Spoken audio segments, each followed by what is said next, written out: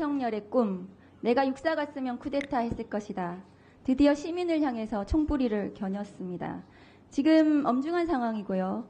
윤석열은 지금 제가 대통령이라고 불러야 될지도 모르겠는데요. 윤석열은 지금 2판 4판으로 나올 것입니다. 제가 검사 윤석열을 잘 알거든요. 그래서 2차 계엄이 매우 예상되는 상황입니다. 모두 정신을 차려야 됩니다. 선관위 점령해서 22대 국회 선거를 불법으로 만들려고 했던 것 같습니다. 국회의장, 야당 대표, 국회의원들을 체포해서 국회를 해산시켜 자기 뜻에 맞는 국회를 재편하려고 했던 의도가 여실히 드러난 것입니다. 지금 보시는 바와 같이 국회를 무력으로 침탈하려고 했습니다. 내란이 무엇인가 하면 국가 헌법기관의 기능을 무력화시키려고 하는 저런 폭동이 있으면 됩니다. 여러분 지금 내란에 대해서 법률적인 판단 못하신다고 여기 나와 계시는 이 공무원들이, 고위공직자들이 비겁하게 답변을 하고 계시는데 저것은 내란입니다. 창문을 깨고 국회를 진입하려고 하는 저것은 폭동입니다. 대법원 판례로 인정이 된 것입니다. 다음 거 보여주세요. 윤석열 긴급 발표 시작 10시 23분. 비상계엄을 선포한 것은 4분 뒤인 27분입니다. 계엄 발표 3분 뒤에 사복 차린 방첩사 요원들은 선관위를 진입했습니다.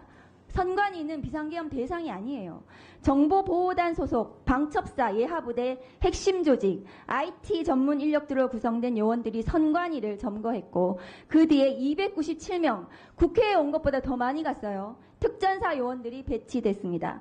계엄 발령 이전부터 김용현 국방부 장관의 명령을 받고 계엄 사령관이 아니라 중앙고 출신 여인형 방첩사령관의 별도 라인 지시로 이들을 선관위에 배치했습니다. 국회의원 체포조에도 여인형의 방첩부대가 출동했습니다. 그리고 특전사 280명이 국회를 점거 침투했습니다. 윤석열과 김용현이 여인형 방첩사령관과 사전 모의해서 방첩사 요원들을 선관위와 국회에 보내 국회의원 총선을 무력시키고 지난 총선을 무력화시키고 국회의원을 체포해서 무력으로 재선거를 실시하려고 했던 국회 해산 작전입니다. 김건희 특검법이 목전에 다가오자 감옥에 가기 두려웠던 것 같습니다. 그동안 윤석열이 하려고 했던 참혹했던 문제들을 번번이 좌절시켰던 야당과 언론, 노동자, 시민, 의사들까지 자신이 불편해하는 모든 사람들을 처단하려고 했던 친위 쿠데타였습니다. 윤석열 이 내란의 정범들을 소개하겠습니다. 윤석열과 함께 모의했던 김용현, 이상민, 국무회의에 참석했던 한덕수, 박성재, 김영호, 조태열, 송미령, 최상목, 조규형, 오용주 모두 내란의 정범들입니다. 윤석열과 모의하고 실행했던 여인형, 곽종근,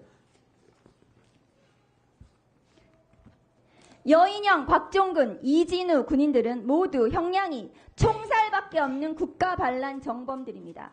그리고 계엄사령관으로 임명되었으면서 계엄군이 출동한 것을 방기했던 박안수 계엄사령관도 국가반란, 군사반란의 정범들입니다. 이 대상 범죄들은 총살형밖에 없습니다.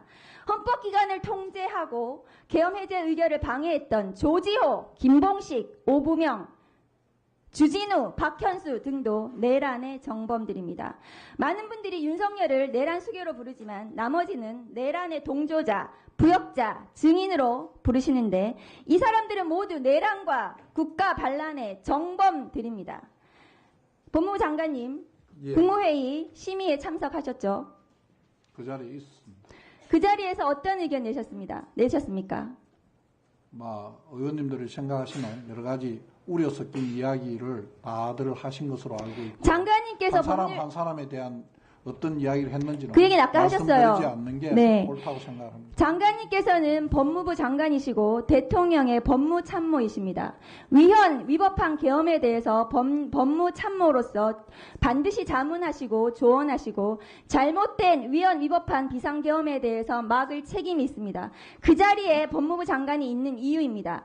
법무부 장관이 그 일을 하지 않은 것은 직무유기입니다. 만일에 지금 대통령이 법무부 장관의 그런 반대 의견에도 불구하고 지금 이런 위법한 쿠데타, 친위 쿠데타를 감행했다면 그 부분에 대해서 대통령 윤석열은 역사의 책임을 져야 될 것입니다. 그런데 지금 대검찰청에서 특별수사본부를 구성을 했다고 하는데요. 장관님 지금 이 자리에서 처음 들으셨다고 하는데 거기에 군사 관계자들이 같이 들어가야 됩니다. 지난 조현천 기무사령관이 박근혜 정부 당시에 계엄문건 작성 관련해서 수사팀이 구성이 됐습니다. 장관님 알고 계시죠?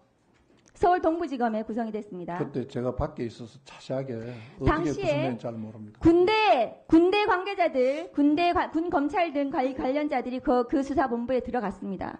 이것은 군사 반란이기 때문에 특별수사본부를 구성을 해서 이 내란죄는 검찰이 내란죄의 직접 수사 대상이 아닙니다. 검찰은 직권남용밖에 수사를 못해요. 그러면 검찰과 경찰이 이 수사를 같이 해야 되고 검찰이 경찰을 지휘해야 됩니다. 그리고 군대도 같이 들어가야 됩니다. 군 관계자들도 같이 들어가서 이 군사 반란, 총살형밖에 없는 군사 반란에 대해서 계엄사령관의 지휘도 없이 민간인인 김용현 전 국방부 장관이 어떻게 군대를 동원하고 이 국회에 침탈하려고 했는지 이 부분들에 대해서 수사가 진행이 돼야 됩니다. 장관님, 이 특별수사본부가 빨리 조속하게 구성이 돼서 대통령 윤석열을 긴급 체포해야 됩니다. 이 내란의 정범들을 모두 긴급 체포하고 빠른 시일 내에 책임을 지도록 그래서 처단을 하도록 해야 됩니다. 어떻게 생각하십니까? 의원님께서 저 만드신 저 표에 의하면 제가 정범이라고 되어 있는데 뭐라고 말씀을 드려야 됩니까? 법률가로서 어떻게 생각하시냐고요?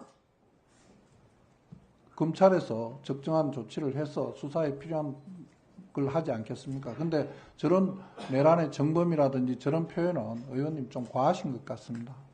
장관님, 어제 안가 해동에서 제2차 계엄에 대해서 상의를 하셨습니까? 안 하셨습니까? 한 적 없습니다. 법무부 장관님, 예. 이렇게 급박하게 돌아가는 이런 상황에서는 말을 좀 조심하셔야 되시고 또 처신을 어떻게 하실 것인가 이런 부분을 잘 생각하셔야 됩니다. 예. 국회의원의 발언에 대해서 못마땅한 부분이 있을 수 있습니다. 근데 지금은 그 차원을 뛰어넘는 비상한 상황입니다. 4.19 때 3.15 부정선거로 최인규 내무부 장관이 교수형에 처해졌어요. 전두환 노태우 일당의 12.12 군사 반란, 5.18 광주 민중항쟁, 결국은 전두환 노태우도 다 중형에 처하고 처벌받았습니다.